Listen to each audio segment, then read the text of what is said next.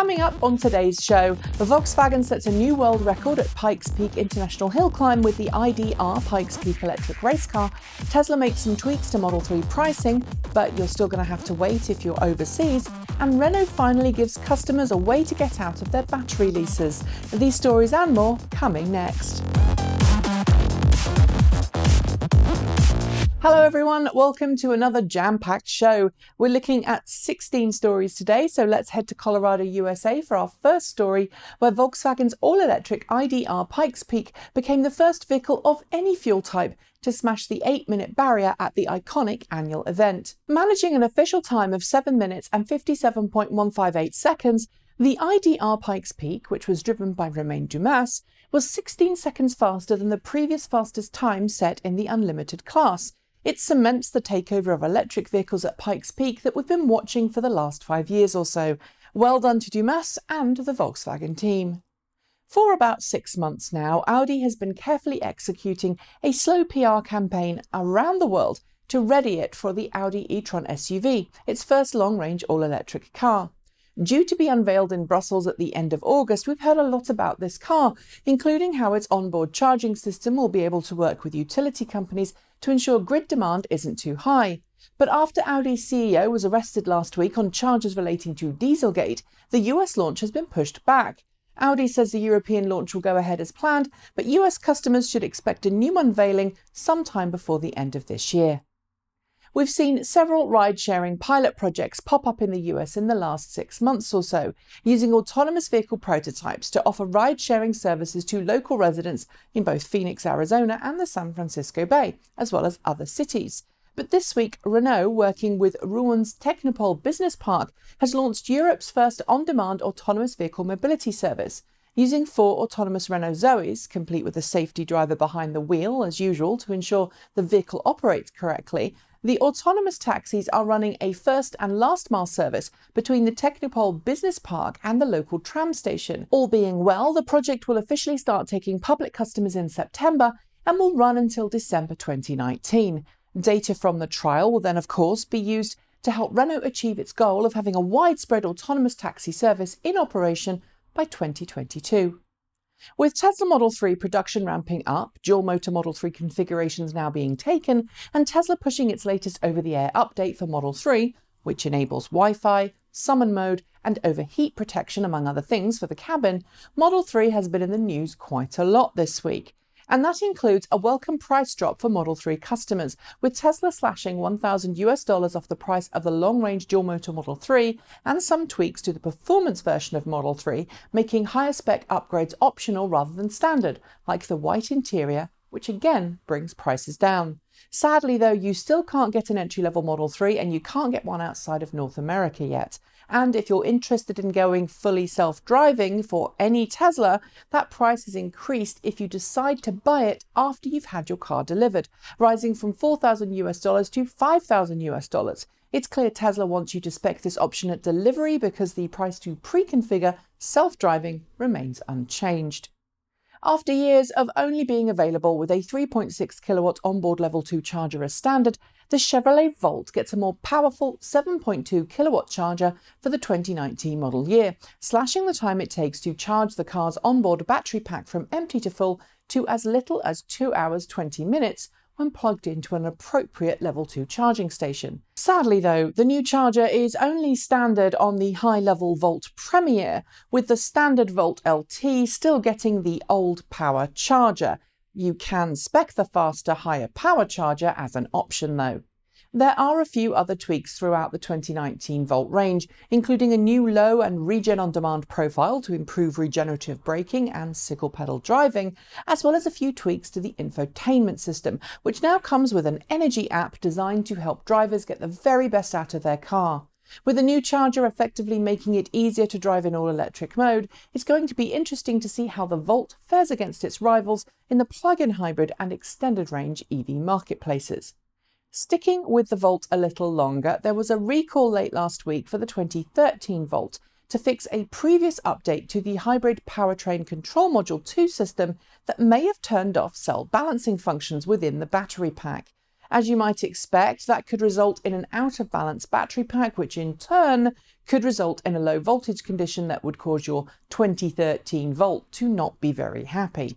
GM is contacting owners of the 3,233 affected cars, and programming will take place free of charge under warranty in the near future.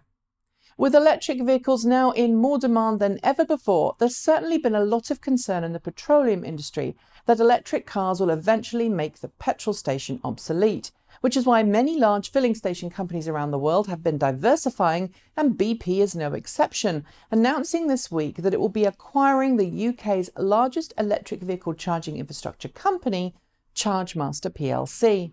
As part of the deal, ChargeMaster will become BP ChargeMaster and undergo a rebranding, while BP will take over day-to-day operation of some 6,500 charging stations across the UK.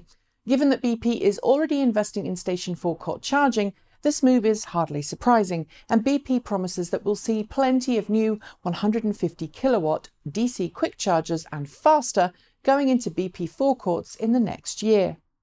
With Tesla now producing enough lithium-ion battery packs at its Reno Gigafactory to build 5,000 Model 3s a week, there are rumours flying around that Tesla has now reached its golden cost point for making EV batteries truly affordable. But at the same time, Yoshio Ito, head of Panasonic's automotive business arm and obviously a partner of Tesla's at the Gigafactory, noted in a shareholder meeting recently that the sharp improvement in production at Tesla has led to occasional battery cell shortages. With Tesla showing no signs of slowing down, I'm guessing Panasonic will just have to knuckle down and ensure its Gigafactory output keeps up with demand. Earlier this year, there was serious doubt that Chinese-backed Faraday Future would survive long enough to see its first car enter production. This week, it took another step toward making that car, the FF91 electric luxury SUV, a reality, thanks to gaining approval from the US federal government for Evergrande Health Industry Group to purchase a 45% share in the company from its previous investor, Season Smart. In total, the sale will net Season Smart a reported $1.2 billion, while Faraday Future itself will gain a promised $2 billion of investment from its new shareholder.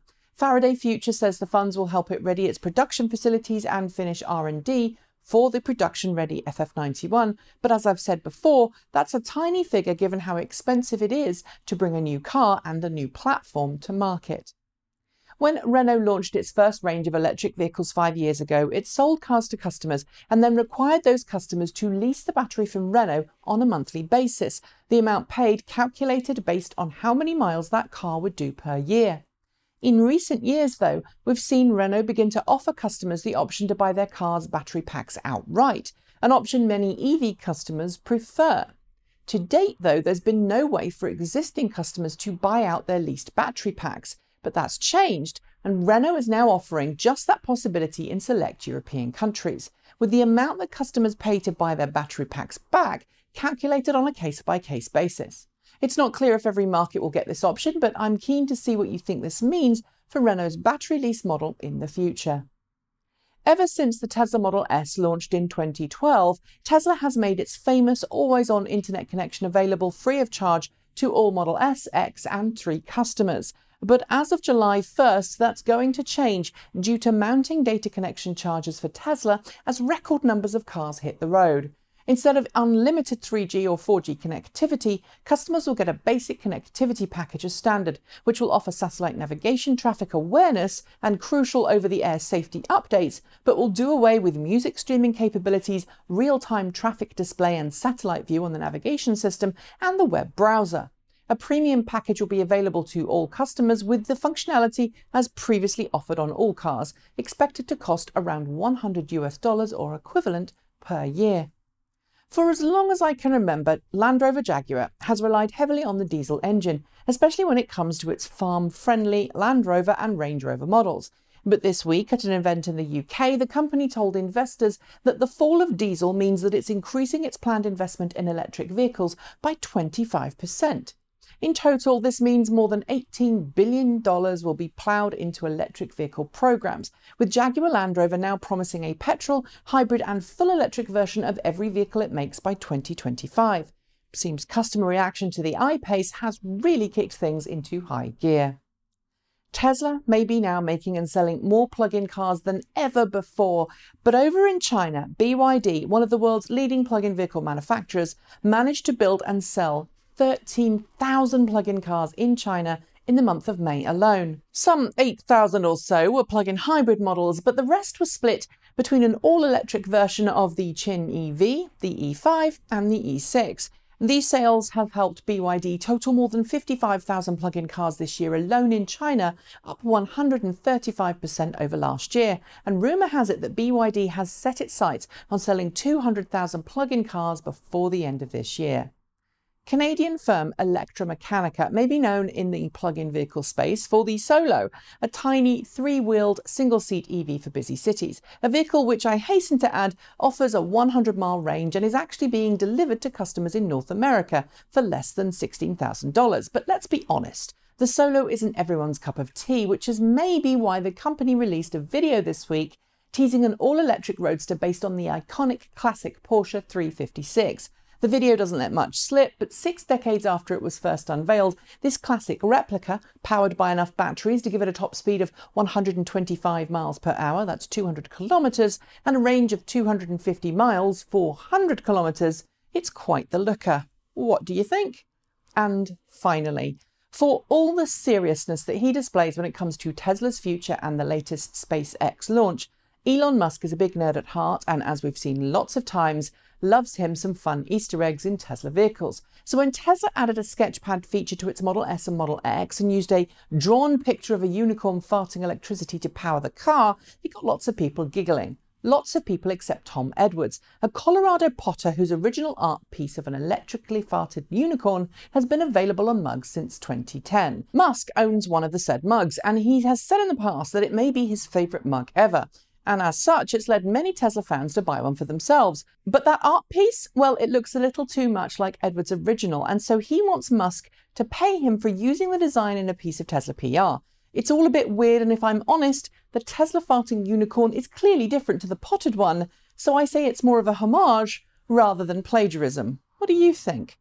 And on that note, it's the end of this week's show. As usual, like, comment, subscribe, and support us if you can using one of the 3 links below. And give us some social media buzz if you're so inclined. There's still time to enter our 50,000 subscriber giveaway, so if you'd like to win a handmade, tailored Oscar and Hamish frunk set for a Tesla Model S or a Tesla Model X, and don't forget to follow us on Twitter at TransportEvolve, as well as Oscar Hamish on Instagram at Oscar Hamish, and tell us what adventures you'd get up to with your own set of custom handmade Model S or X luggage in your car using the hashtag #EvolvedLuggage. If you also want to buy a set for yourself, you can get a 10% discount by using the description in the link below. I'm not going to be here next week as I'm going to be in Pittsburgh at a well-known convention, but before I officially sign off, I want to abuse my power a little bit and say goodbye to my wonderful big sister Susan, who lost her fight with metastatic breast cancer this week. If you've been following this show for the last year or so, you'll know she collapsed back in April last year and bravely fought the spread of cancer from a hospital bed for more than 14 months. She may have been 15 years my senior, but I love my big sister, and people often joked that we were twins. She taught me that you should never give up, showed me why the world needed equality and love, and fought hard for what was right. After several agonising weeks of final stage pain, she passed away on Thursday morning in her sleep, with the rest of my family there with her. I love you, Susan. Thank you for being my big sis. And on that note, it really is time to end. Thanks for joining me, and don't forget to keep pushing to be better, smarter, and kinder. Keep evolving.